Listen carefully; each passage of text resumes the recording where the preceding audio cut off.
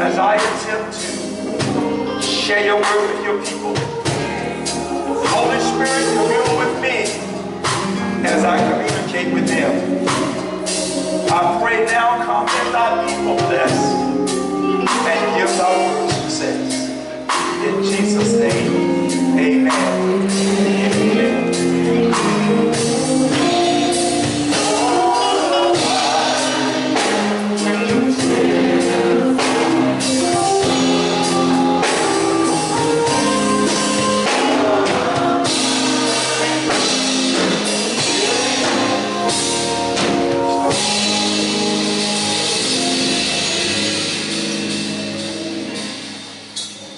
Amen. Give the Lord a hand.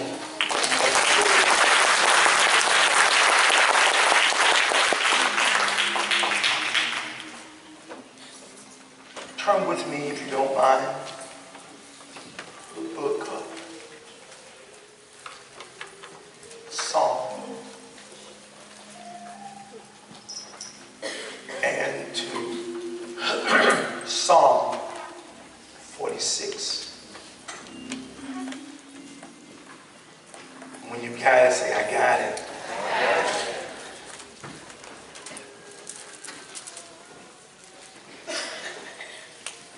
You're still looking. Say, I'm still looking. Psalm 46.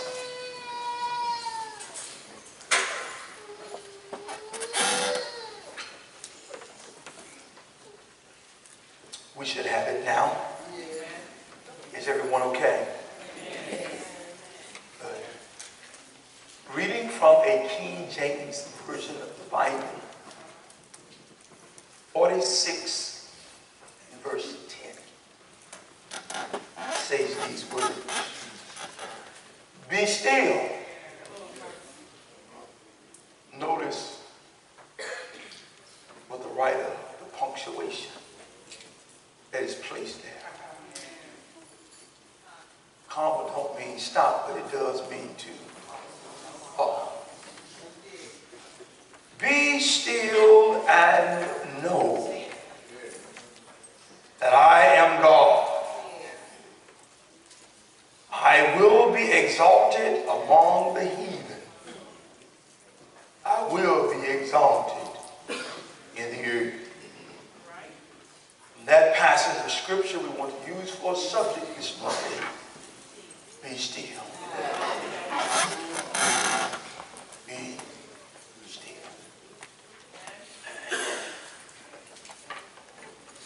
I want to share with you, not every psalm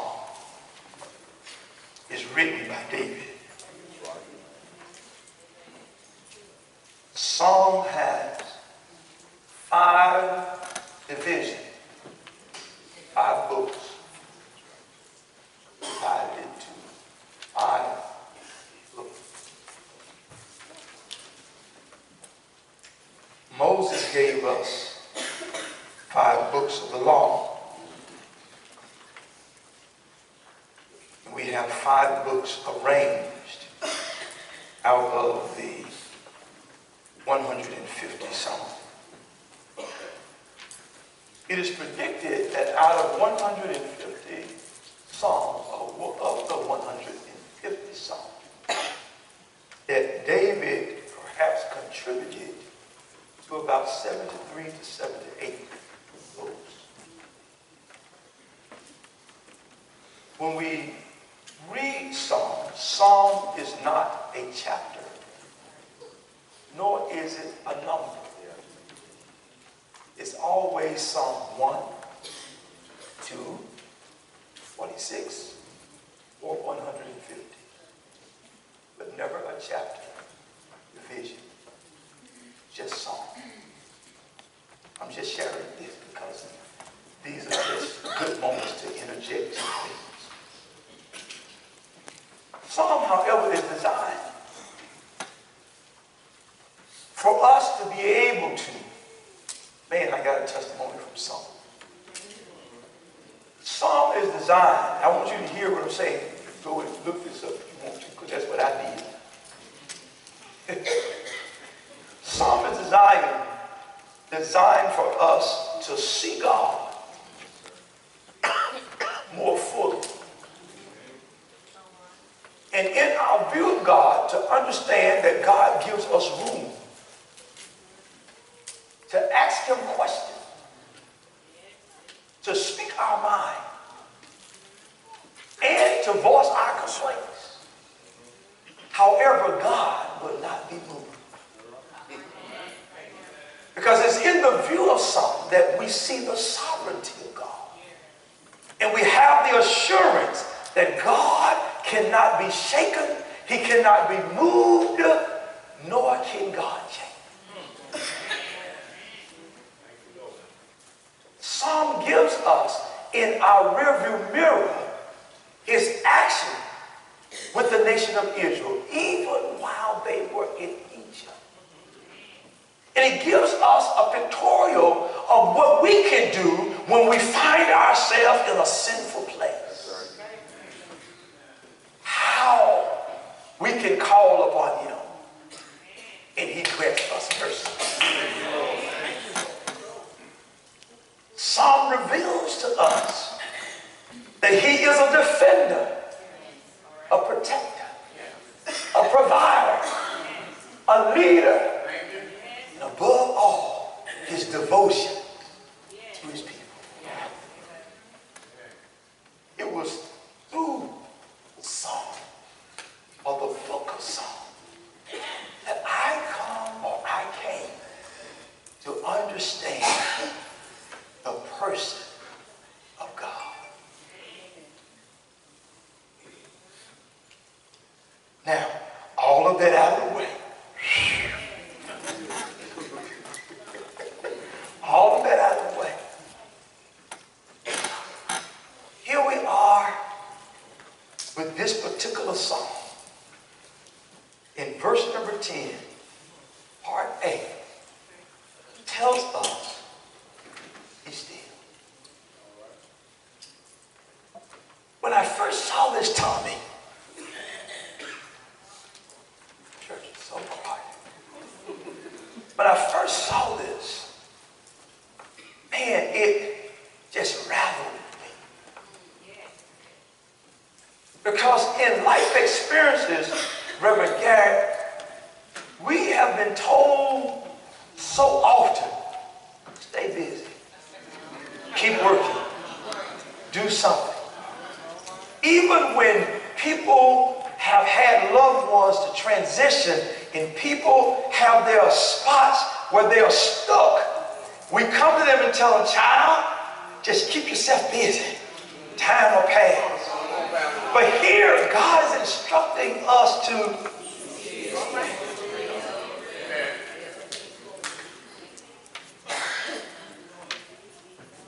do you know that busyness can be a distraction? Our business, I want to preach this, but I don't want to preach it long. But busyness can be a distraction. And it can be a weapon that the devil uses, or a tool that the devil uses, that we'll miss God. How did you come up with that? Two sisters had a visit from the Messiah. One sat at his feet. She was speaking. And the other one's in the kitchen preparing pot roast and potatoes and carrots, washing dishes and trying to figure out what china shall we use today, setting the places at the table. And she comes and she troubles Jesus and says, do you not care that my sister see me making preparation for you? And she's not making a contribution. The Messiah says that this sister who decided to be still has made the wisest choice.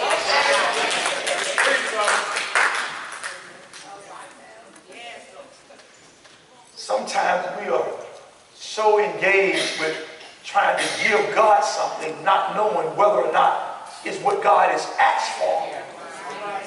And if he did ask for it, is he asking for it right now?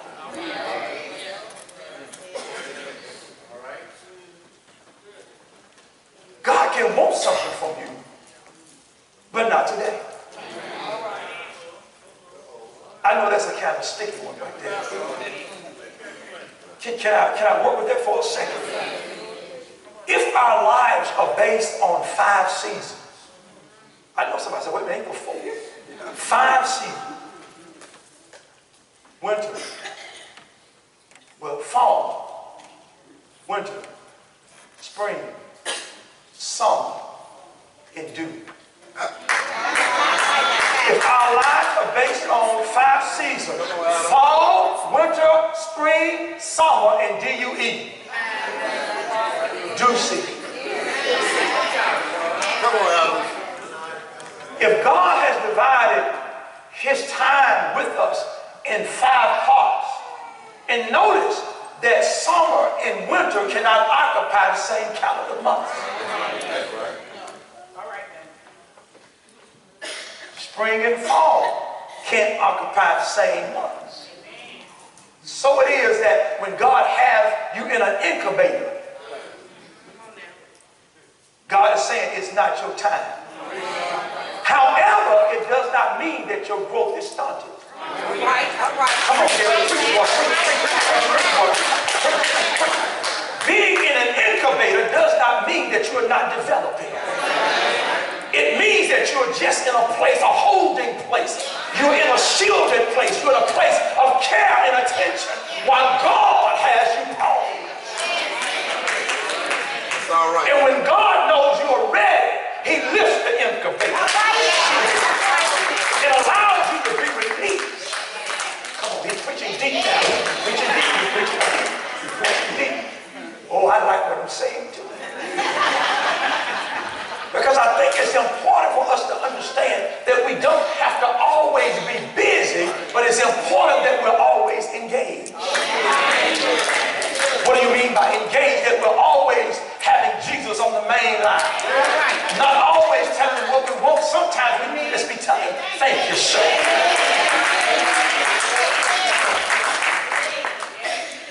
Go on and preach, son. Go on and preach. Go on and preach. Go on and preach. Go on and preach. I think that we need to understand that every day, and when I first came here, I said this and I still believe it. I don't think that you ought to be involved in every part of ministry. However, I believe that your fingerprint needs to be at least on one part of ministry. You need to go home.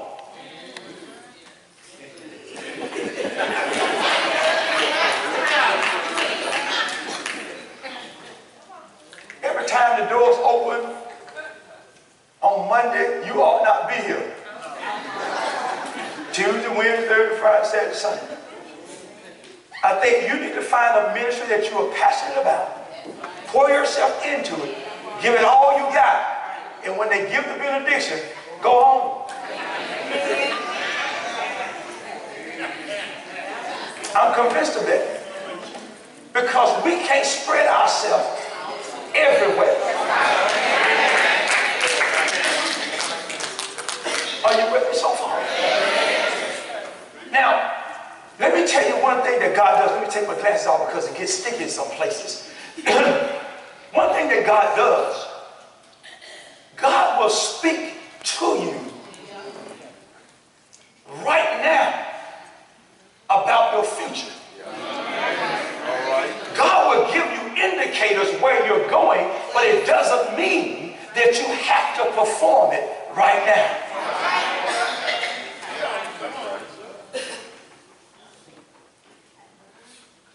He gives us disclosure.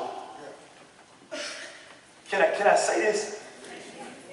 He can give us disclosure and also allow delays. Right now, all right. Some stuff we're fighting to get to, and it's a hard time, really means that not yet. All right. Think about it for a moment. Everything that God wanted you to have right now, no one, not even the devil, could block it.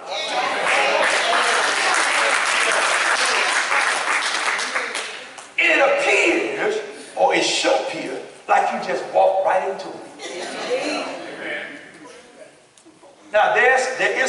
differentiation here. Let me make it. Are you saying, Reverend, that I should be lazy and wait to just walk? No.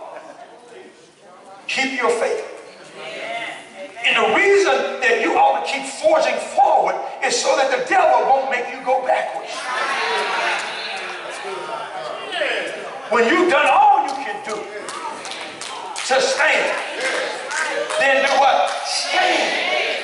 We are never intended to retreat, not in the pursuit of righteousness. Now, some things we doing, we should retreat. That will feel amen. Yes. Now, I'm going to tell y'all something. This is a confession. And we're going to go ahead and get out this text. Because there's a lot of places you can get stuck. Before I got to verse number 10, I was stuck in verse number 1. God is saying, be still.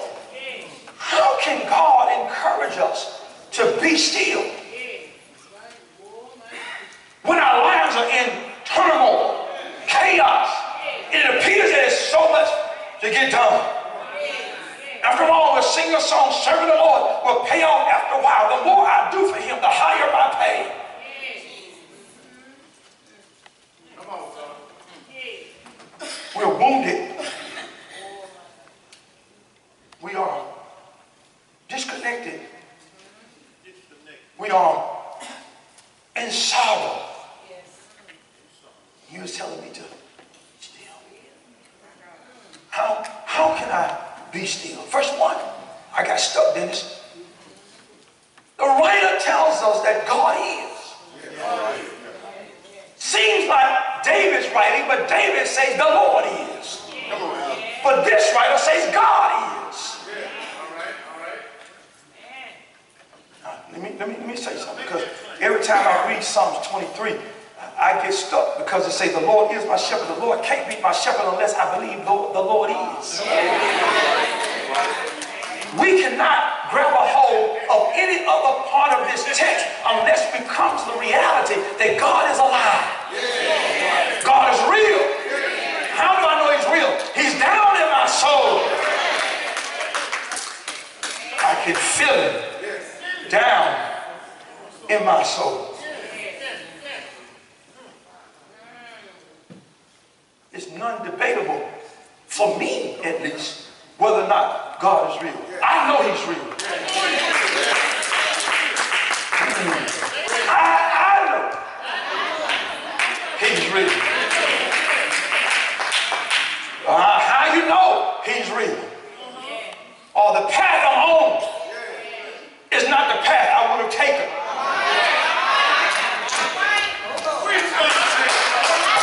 Y'all understand the underlying encouragement. The path I'm on is not the path I would have chosen for myself.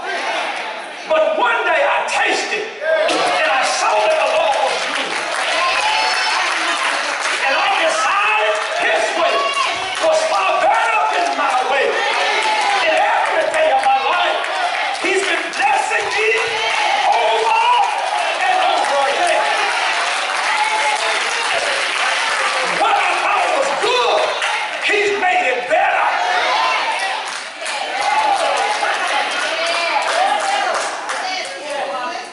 I can't tell you a time he's been my keeper. I remember a long time ago, can't tell you that recent because I should be older now. Better know better, but a long time ago, I was living in South Jackson. I didn't have a garage door on my house, so it was open. And I remember one night coming home, going in the house, unlocking the doors, going in the house, and the next morning I got up and I was looking for my keys. Couldn't find them anywhere. But when I went outside, I heard a little chingle-lingle-ling. My keys to everything I owned was in the door. He's a keeper. Oh, yes, he is.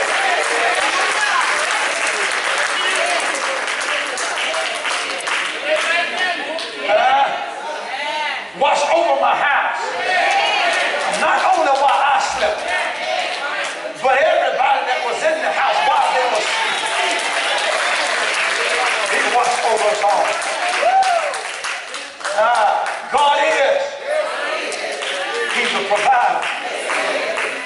remember when I lost my wages, but I didn't lose my job. Y'all don't understand, y'all. I lost my wages, but I didn't lose my job. And how God provided for me every day of my life.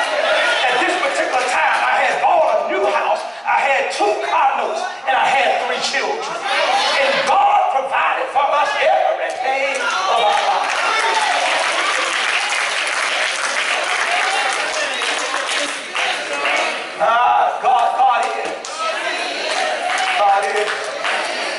God is.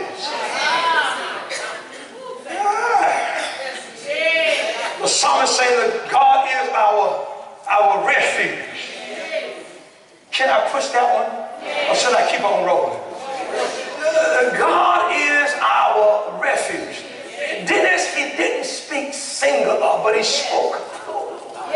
God is not only mine, but he can be yours. Notice I said can be because it's a choice. He is, whether you choose him to be or not. He is our refuge. Now you don't have to let him be, but it doesn't mean that he is not because you don't let him. That's a mouthful right there. Don't think because you haven't had an awakening that God is limited. No, God is every and more than you need. Everything and more than you need. Push the text. He goes on to say that God is our refuge and our strength. Now here's the thing. I'll deal with that later. Because strength deals with part A of verse number 10. Can I blend them together and come back if I hit the verse y'all won't mind? The question I asked the text at verse number 10 was, God, how can you say be still? When I went back to the original language and looked at what does God really mean by be still? What God really is saying to him, be weak. Let go. Loosen. Wait a minute. Are you telling me, God, to become weak?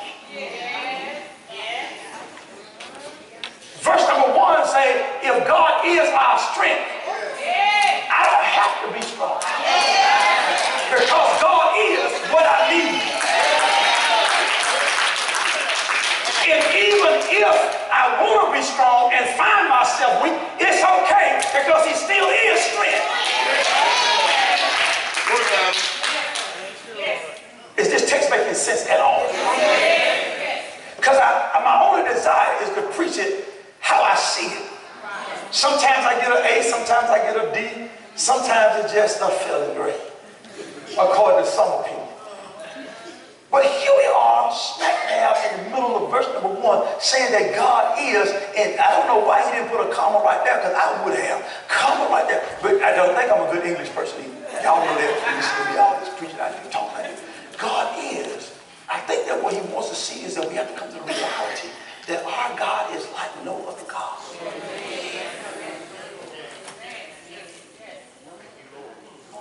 He is our refuge and our strength. Now here's the thing. I don't really want to spend a lot of time on verses 2, 3, and 4. But to say that God speaks to us after the proclamation of who he is, he tells us strength. I want you to catch the next one there. He's a very present. Now, what do you mean by very? Very means there is no place that he can't occupy. All right, man. Very present means he's right there all the time. He's more than enough right there. Oh, very present what? Help. Don't you ever think that you are without help. Let me tell you what he wants you to emphasize it in time.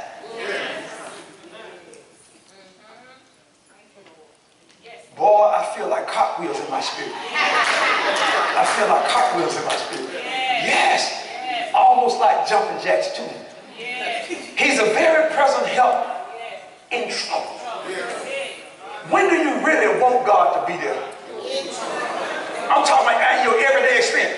When things are good, I got it, God. Trouble, hey, God, where are you? Is that not how we live? But isn't it it strange that the psalmist speaks to us in our personified way to say that he's a very present help in trouble?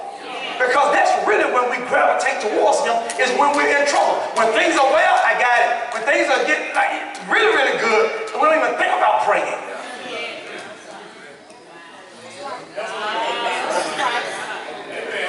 But when it seems like our water is slowing down,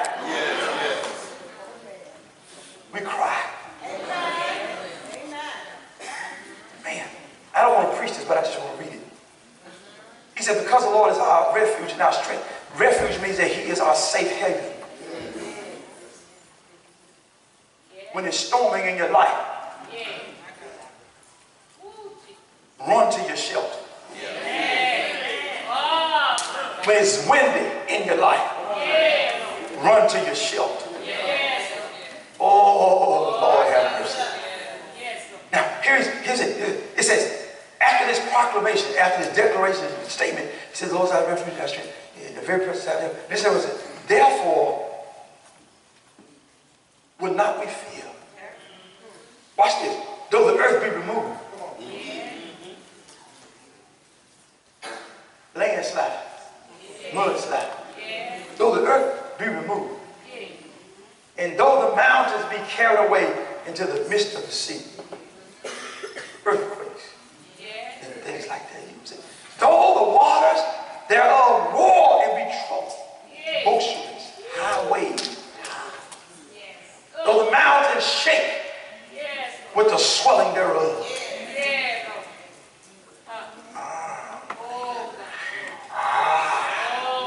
That word Selah really means to pause. In a musical thing, it means pause. So you can't rush it. Let's pause right there. There is a river, the streams whereof shall make glad the city of the house of God. There's a river pouring into the city. Is what you're telling me? The holy place of the tabernacle of the Most High. Where is God? In the midst of her. Have you ever asked the question why Jesus didn't hang on the outer side of the two thieves?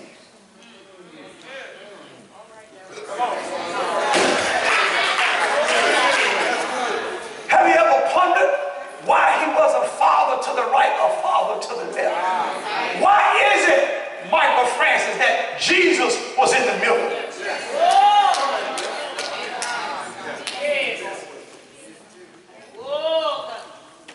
No matter what side of life you find yourself, or I can balance. I can balance. I can balance. Also because I don't want you focused on left or right. I want you focused in the middle. Because that's where centering takes place. That's where balance really is when our lives are centered. I feel like I'm preaching to me. I feel like I'm preaching to me. When life throws me ugly, I want Jesus to be the center. When I'm confused and distraught, I want Jesus to be in the center. Jesus, you're the center of my joy. All that's good and perfect comes from you. You're the joy of my contentment. Hope for all I do. Jesus, you're the center of my joy. Oh, y'all don't know that song. If you knew it, I would have sung it with you. But it goes on to say that it's these things right here. In the midst of her, God is in the midst of her, and she shall not be moved. Notice that the mountains does move and they're carried away. But when God is in the middle, it can't be moved. If you ever want to be stable, get God in the middle. If you ever want to be in a place where your foundation is firm, get God in the middle. Gary finished this, I think I will. Goes on to tell me this, all of this other stuff. I like verse number 6. It says the heathen raged. Don't you know the devil is going to rage? And sometimes he's going to rage in the most least likely person you expect.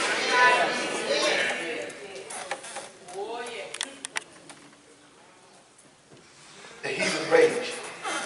The kingdoms are moved. What does God do? Utters his voice. And what happened? The Lord of hosts. Where is he, Dennis? I wish I had this on the screen. But you can't spell Jesus without us.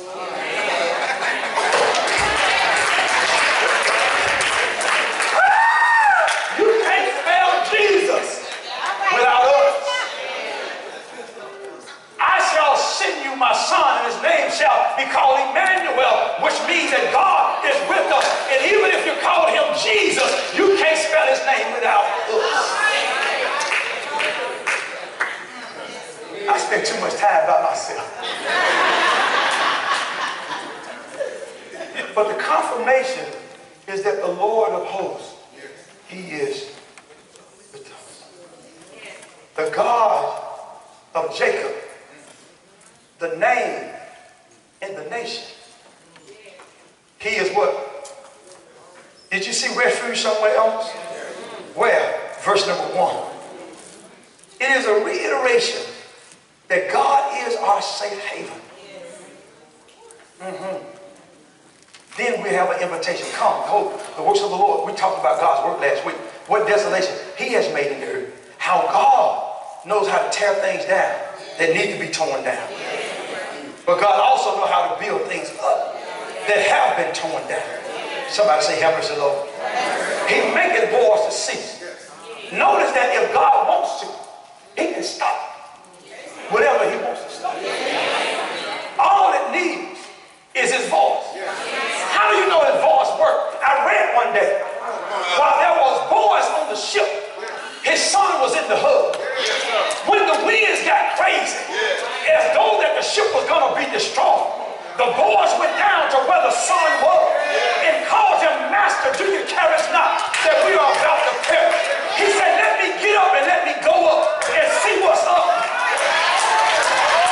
When he got on the deck, he noticed that the winds were strong and the water was high. He spoke a word, peace, be still.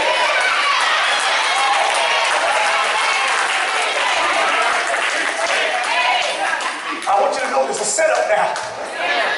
The Father in Psalm 46 says, be still. The Son in the Gospel says, be still.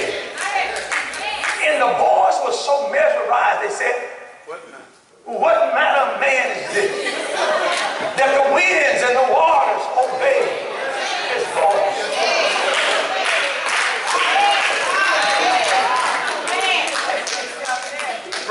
Before I forget it, let me say, I don't write a whole lot of notes. Let me say this before I get it. If my Father's voice worked and the winds obey, if his son Jesus' voice worked, he speaks and the winds obey. If I'm an heir, joint heir with him, and he's given me the command that life and death lies in the power of the tongue, is it then possible that I can speak?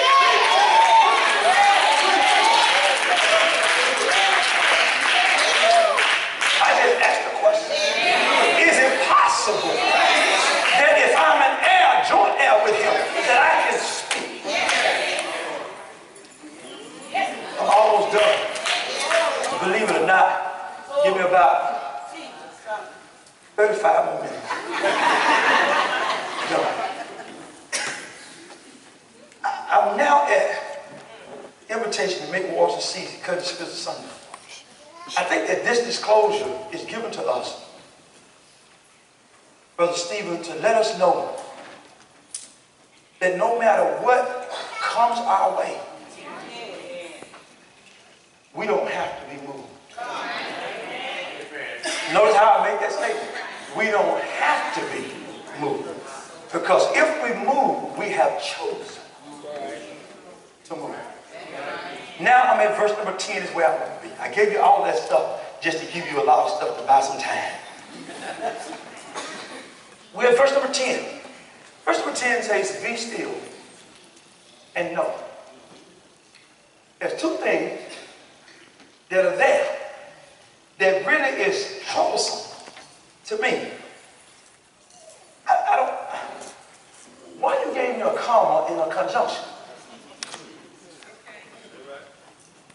Pause, but I got a conjunction. Come here, sit. Come on. Stay right there. I got to be in the middle.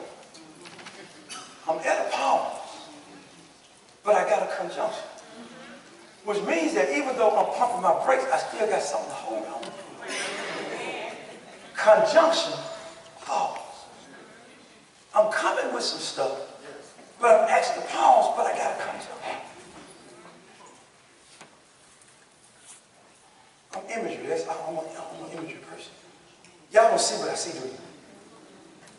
God, why would you tell me to stop?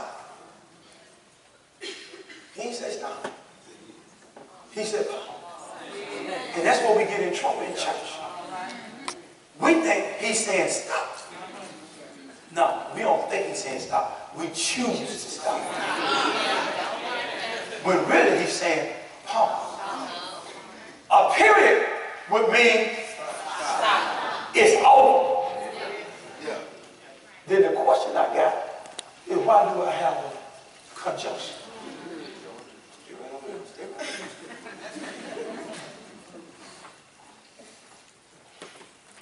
God is always interested in our future and not just our present. Y'all see past. See, that's another thing. Your past.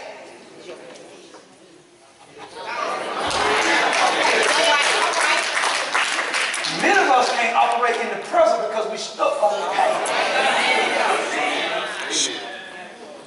How many of y'all have paid for your house and you still sending papers to the bank? Nobody else know. Huh? Talk to me. How many of y'all done graduated high school and you still going? You got your diploma, but you still going. It just don't make sense, does it? Your past means you got a certificate, a diploma, a GED, or you got you graduated. That's what your past is. Class is out, move on to the next thing. That's the way you got to do your past. It's over. I don't care how smart I have become. I cannot go back to high school and get on the honor roll. Every time. Now, my mom will probably like it if I go back to school and get on the honor roll all 6 weeks. But I didn't get back then what I have now. So I can't go back to school and say, hey, I'm back and I want to be on the honor roll and graduate Val this time. That's a wrap. I don't know why we think that if we hold on to our past, that we still have something that we can contribute to our past. This is part of the sermon. We have to understand that if God puts in a presentation to us, a present and a future, because the past, that's a wrap. How many mothers want to go back to labor? Different people ask that question, how can a man be born again when he's old? How many of us want God to put back in and birth back out? No. You're here now. Past is done.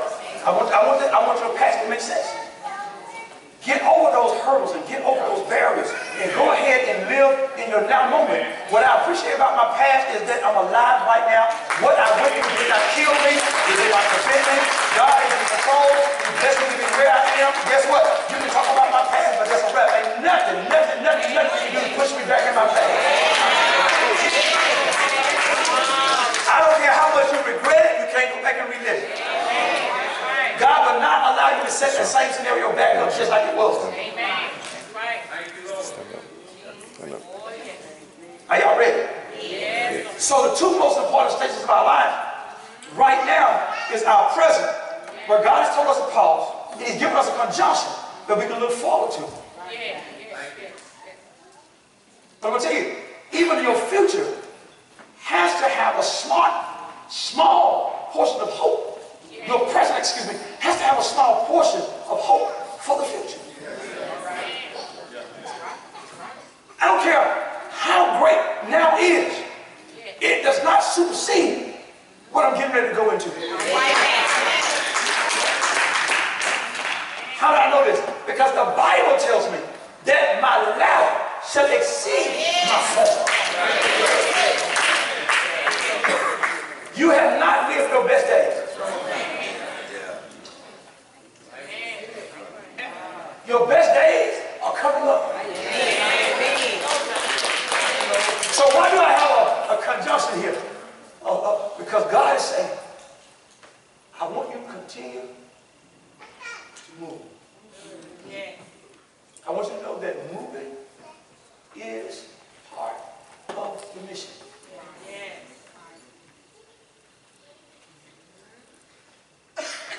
Don't get stuck nowhere. Pause. Don't get stuck nowhere. I hope y'all were able to see this in what I was trying to do. I hope y'all was able to see this. Why does God quit?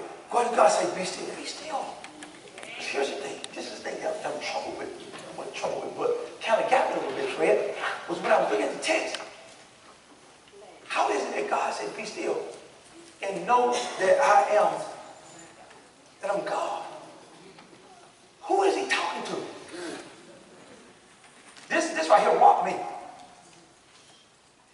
Now, it's one thing, let me say this, it's one thing to preach in Revelation, but you can't preach what's revealed without having a foundation. Now, notice that God says, though the heathen rage, that was a statement to say this is going to happen. But even God can speak, and the devil obey him. Who is God telling to be still? He's telling the devil, be still. He's telling you, the believer, be still. How is it that God can speak to a bone? Because he is God. Can't forget verse number 1.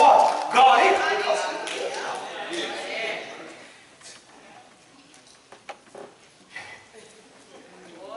I'm trying to keep this sermon as short as I can.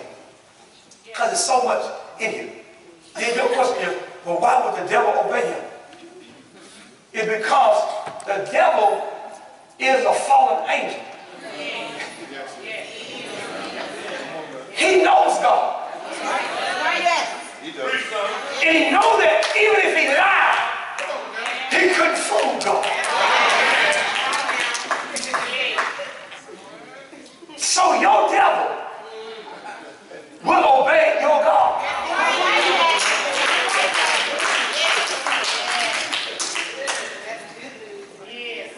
I'm going to see if this works. Let me see if this works. Hey, sweetheart. I'm Gary. Felicia, my sister's name, Felicia. Tyrone, do me a favor. Can you tell Felicia to be still? What did you say? So you heard him. So speaking works. Vince, can you tell Deborah be still? Be still. She said, okay, baby.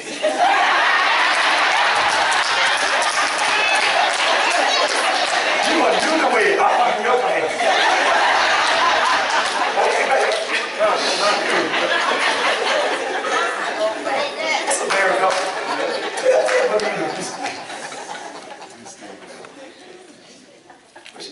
Yes, sir. Yes, sir. Y'all need to do a class. Yes, sir. Y'all need to do a class. Okay, here we go. Let's go. I want to give you a breather from your mental engagement. I want to give you a breather. So here we are. Where it says to us that be still and know. I was talking about Satan obeys and a believer obeys. Because that is who God is. He's just that awesome. There's nothing that God can speak to that if God wanted to, then it would operate any other way. Now, I know what you're wrestling with because I wrestled with the same thing when it came to me. I said, okay, how is it that the devil will obey? And when God tells him something, why doesn't he stay in obedience? What came to my mind is, do you?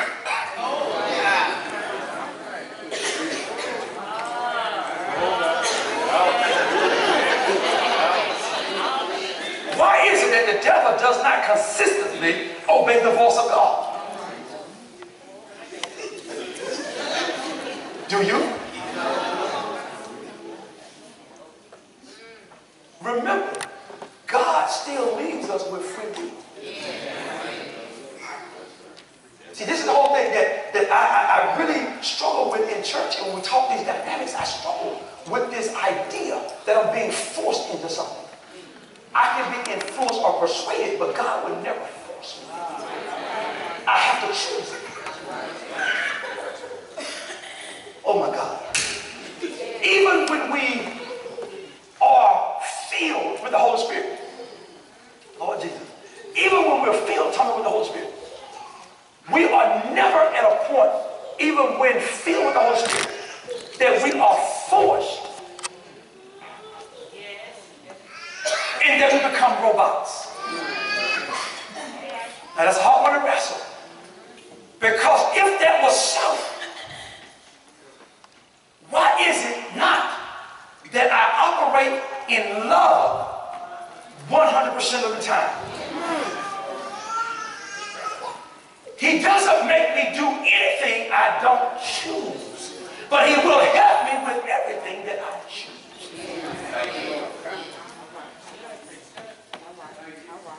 Same way, can I be filled with the Holy Spirit and have all unforgiveness automatically happen being forced to me? No, I have to want. And if I want, he will assist.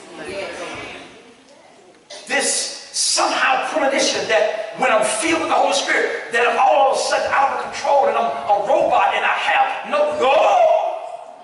Even the scriptures say that the Spirit is subject to the prophet. Come on and breathe. Do you have out of control moments? Are there moments where you are subconsciously, yes. But do I operate in that realm all the time? No.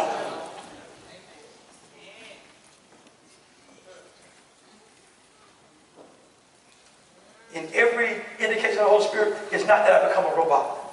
Oh, I forgive you, Sydney.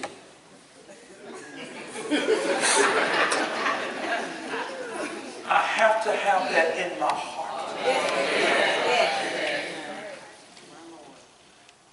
Satan, be still. Will he do it? Yes. If he chooses not to be still, check this out. If Satan decides that I'm not going to be still, I'm going to keep coming forward. Though thy enemy comes near, they will stumble and fall. Even if he doesn't volunteer to stop, God will cause him to stop.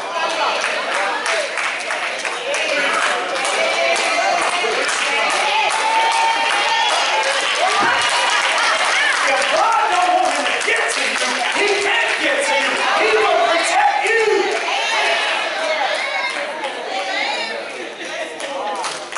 Now, can I move away from Satan? Because I don't want to talk a whole lot about Satan. I want to talk about the believer.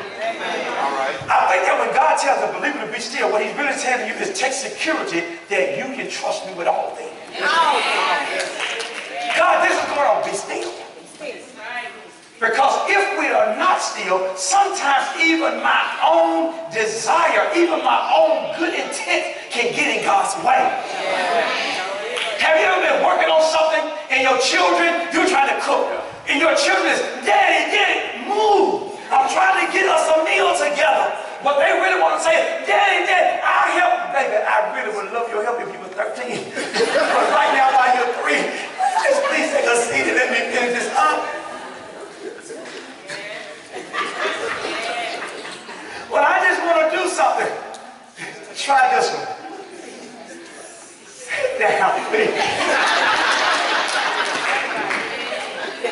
So we can't get them to be still arguing. What we end up doing is giving them coloring books and paintbrushes so they can go be distracted while we accomplish the task. Am I making sense of what I'm saying? But you have to realize that when God commands us to be still, God is really saying to us, listen, don't you get in my way. I'm working on something. Can I say it? I'm almost done now. Rather than work, be still. I'm working on something. Rather than being back in your spirit and allowing your mind to go every time, won't you be still and trust that I got it? I'm working on something. Being still does not mean that you have quit. Being still means that I'm standing still because I trust God. Well, you know what you're going to miss out on? I'm not going to miss out on anything. Because when God gets through doing what he's doing, I'll be where I'm supposed to be. Be still. Though the heathen is raging, be still. God, I got so much to do. Be still. I understand every dynamic of your life. I just need you to hold still. Sometimes being still is sometimes camouflaging you so the devil can go ahead and go on.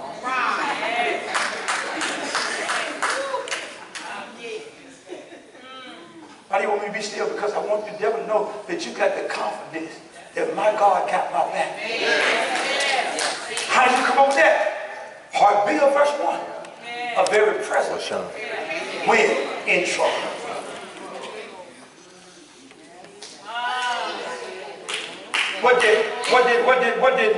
Who put the people in the fire furnace? Who it was? Yeah, they fired the fire 7 times. Who was that? Nebuchadnezzar.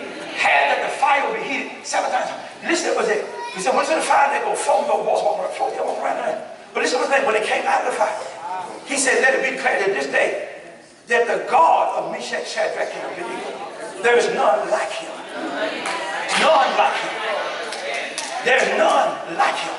But God is wanting you to realize that there's no God like your God. Even when you're in fire, there's no God like him. Even when you're in trouble, there's no better thing to have than confidence when you feel like you're in trouble. A very present help. A very present help does this. I think that we get stuff mixed up. If you're my very present help, it doesn't mean that I have to be busy all the time because you were there to help me. I tell people all the time, when you go to people's houses, after people have transitioned, I don't like that word when they're lost folk, because God ain't never lost nobody. None of his children lost. None of them.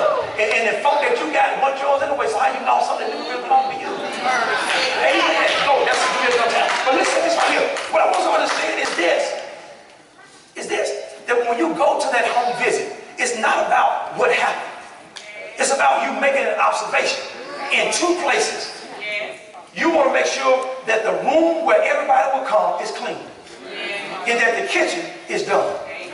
Don't go empty-handed driving by and say, I stopped. When you stop at Popeyes. Stop at KFC. Stop at Walmart or Walgreens. Pick up a case of water. Pick up some food. And make that your visit. When you get there, you got proper calls now to go to the kitchen. If it's not clean, get busy.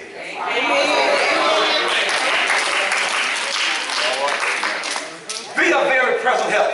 If it needs to be vacuumed, look for it. Get that floor done. Because the kitchen, the bathroom, and the front room needs to be clean. Child, I just come to check on you, girl. Woo, what happened? You really want me to tell the story one more time? Child, was she sick? Does that really matter at this time? When I came by to see if you need anything, and you had to move clothes to sit, start folding. If you don't do anything but leave them on the couch, fold them up and leave them on the couch. That's what it means to be a very present help. Child, let me fix you something. Girl, I know y'all coming. Y'all like, girl, I don't want nothing. Well, y'all gonna have something. Well, I'm right there, and you sit there while the person even is serving.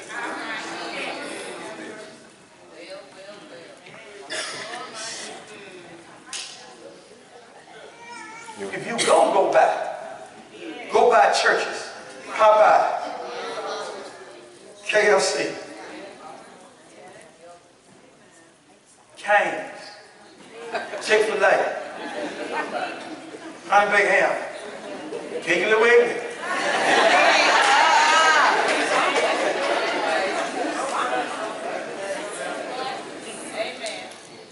Because you can take food, I'm going to promise you one thing will happen. They will store it.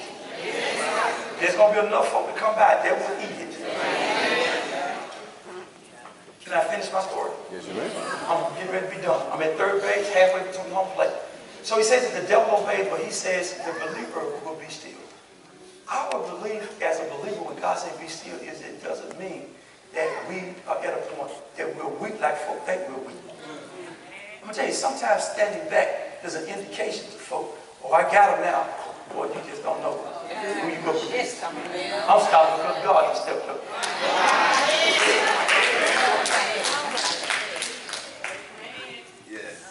Being still means I'm not worried about what comes after this, because what comes after this, I already know.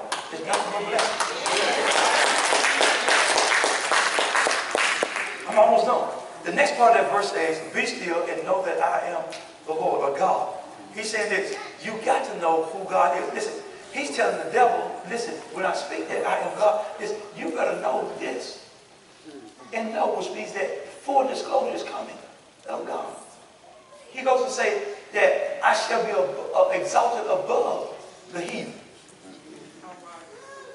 Let me tell you something. The outcome of your being still is the revelation that nobody can do this sweeter than God. Oftentimes it's not until it's over that the devil says, man, God ain't getting up to show that. You know, the devil gonna push to the limit now.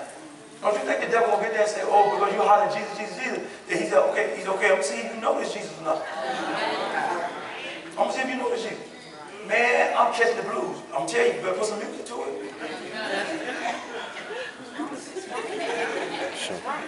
I'm for real. In other words, you need to have a song in your heart. I'm going to tell you two songs that move me all the time. One we sung this morning. Yes? Jesus loves me. That song, when you play with it long enough, I'll start crying on it. Yes. Because that song gives me the reassurance that, yes, my Father loves me. Yes. That he sent his son to come and get me. Don't y'all know I ain't doing nothing but traveling through 428? I'm going over somewhere. And I'm not going to the house, I'm going home. To be with my Lord. After a while, not this week, this month, this year, no. But after a while, to be with my Lord. We need to have that. Listen, stay with me. Be still and know when you know who God is. It will help you then to shut your mouth. You ain't got to argue with everything and speak everything. Be still. When you know that it's God, you ain't got to get ugly with folks. God got that coming through. Be still. Then sometimes shut up. Put your hand in your pocket. In a non-threatening position. Because God will fight your battle. Something that you don't know, and I found out very personally. When the devil comes upon you to fight, you better know that that ain't your fight. God already knows that when the devil shows up, that that fight belongs to him. All I need for you to do is show up. I'll fight. You're showing up saying that I got the wilderness. But God said, I'll stand in your place.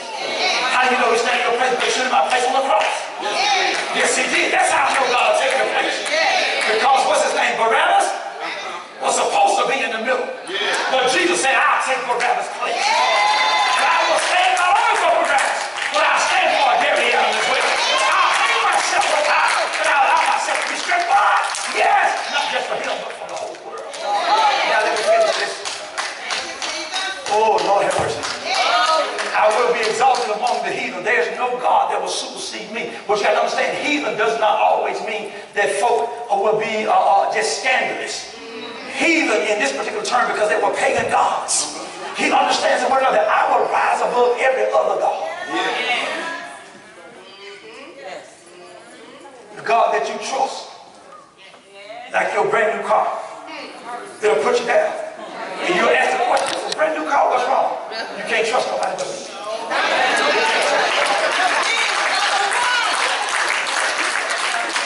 Have y'all ever had a whole lot of money in the stock market change your money? You can't even trust the stock market. But you can trust me. Because what you lost, I gave it back to you. And I will exalted in the earth.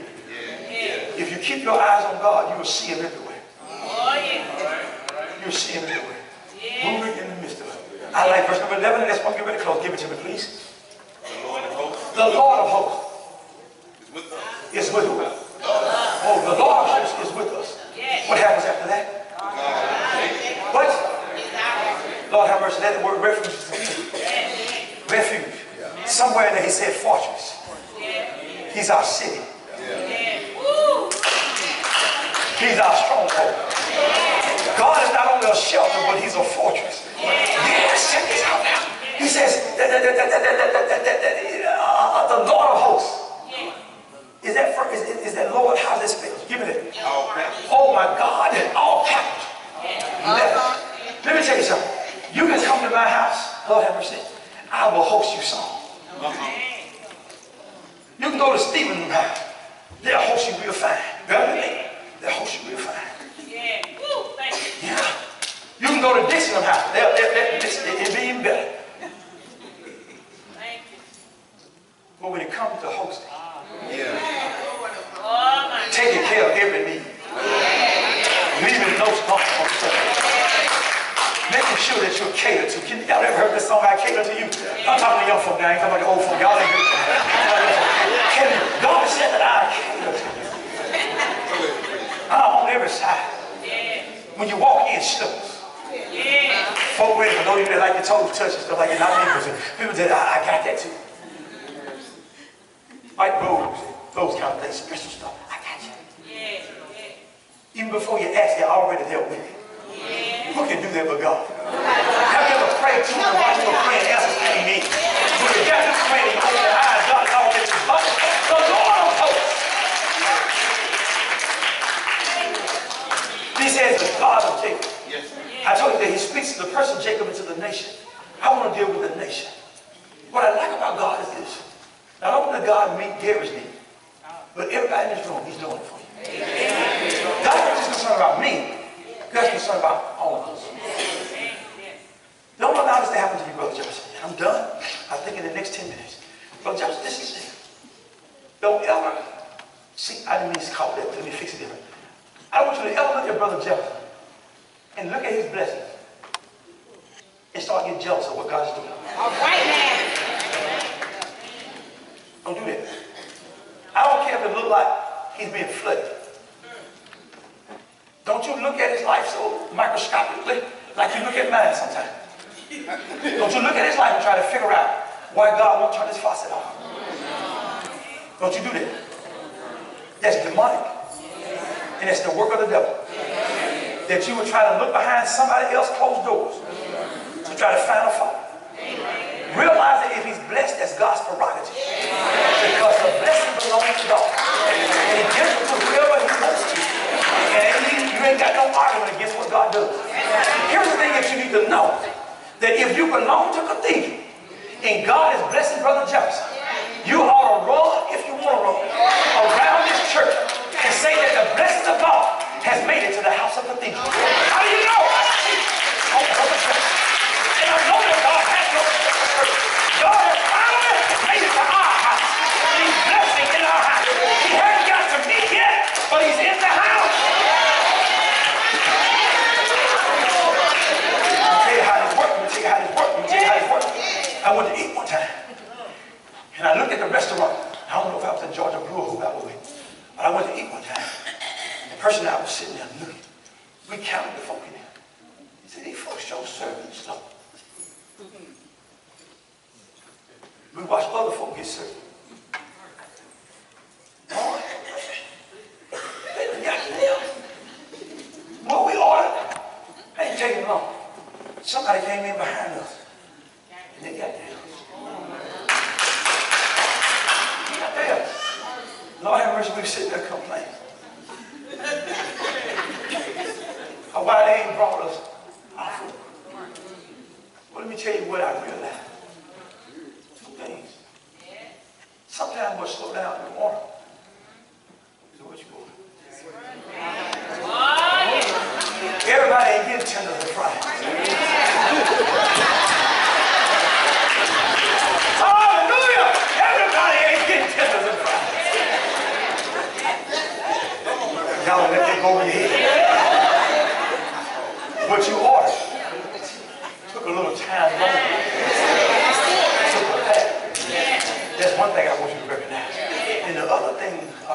service coming out is to let you know that we will eventually get to your ticket. Watch this, watch this, watch this. Because here's the problem, Arthur.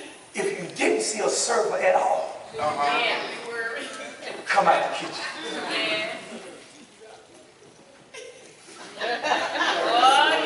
This is spiritual, what I'm saying. If I'm in a restaurant and I see Brother Jefferson being blessed, it lets me know that if he got to his ticket, he's going to get to mine. Sometimes when God gets through with Brother Jefferson, while he's doing with Brother Jefferson, he'll fool around and jump over to Helen Dale. And when we get mad, why are you blessing Dale and Jefferson? I ain't got one more section over. Some Dale and Jefferson. I think that when we see God moving in our house, we ought to get excited about the fact it's just a matter of time.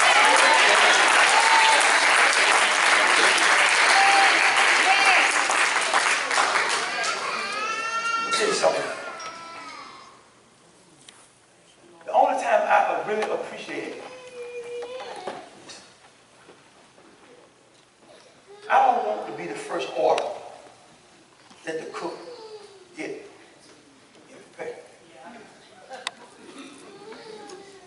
Sometimes we have to get in our sink. The more he cooks through the day, sometimes, I said something, the better it gets. You know, even as a child when I was in the whipping, I didn't want to get first. I would hope that by the time Mama got through with Michael and Vincent,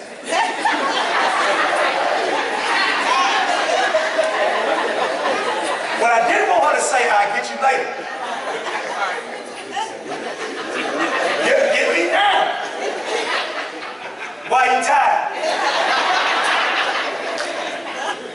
Because you don't watch some conversation. Did I tell you that if you did this again, I was going to get you, I was going to wear you out. You thought I was playing. You didn't. But didn't you think I was playing? I told you. There's Michael right there. I was going to kiss you. And I was going to kiss you. Listen, boy, didn't I tell you too that I was going to kiss you? I told you. Yeah, y'all thought I was playing the time. I'm sitting back in the cut. Oh, yeah, keep on. Come in here. Yes, ma'am. Listen, don't y'all make me do this no more. Hallelujah. Hallelujah.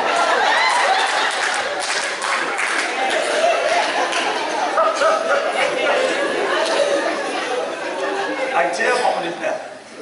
Sometimes if she can put all three of us, it gave me a chance to go put on another pair of pants. All thing you had to do was just act like it was hurting real bad.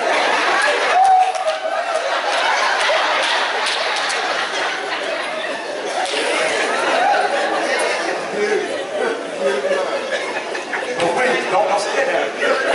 Don't say it, don't say it now. Come on, still think she get whoopers.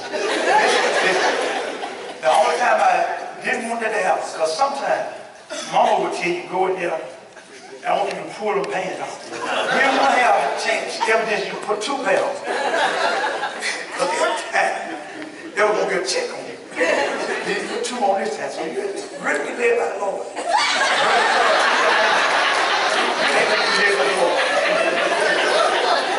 Let's finish this up, let's finish this up. Verse number 12, give it to me. Then we're going to be done. I mean, 11.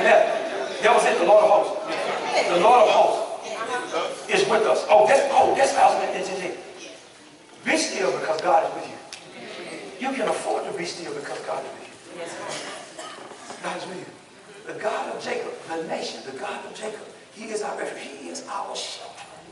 He's our hiding place. Listen, when you're up against some trouble, and your folk are talking to you, didn't you tell them what I just told you? When she come to you and said, baby, what you want to tell her? William, what you want to tell her? When we start talking about about things that seem like hope is being dispensed, that we're losing sight of God, we just want to tell folks tomorrow, this evening, somebody's going to come to you with a world of complaints and their hearts are going to be vexed, and you want to tell them, be still and what? And no, in other words, you want to tell them, be still and watch God. Be still and watch God. Tommy, there's a song that came to my mind when I was thinking about this song. The words of that song is that he'll fight your battle. If you only and trust him. Can you give me just a little bit? Lisa, can you help us with that?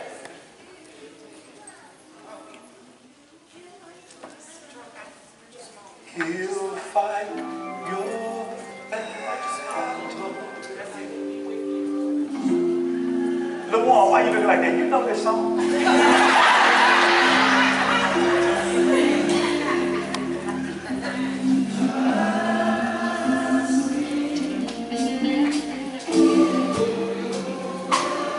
That's all God is telling you when he said, be still.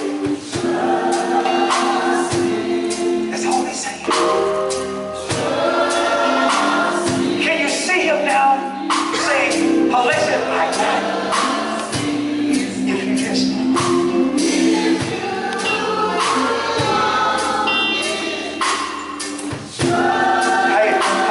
hey, no matter what your framework is, all he's saying is, I got it.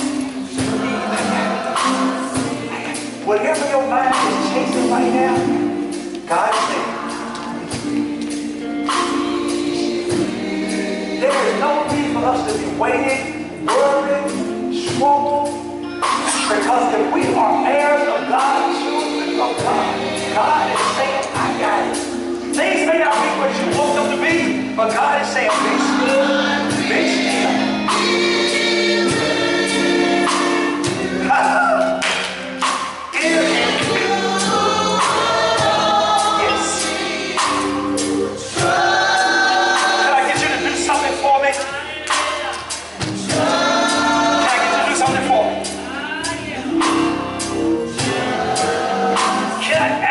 Yourself available.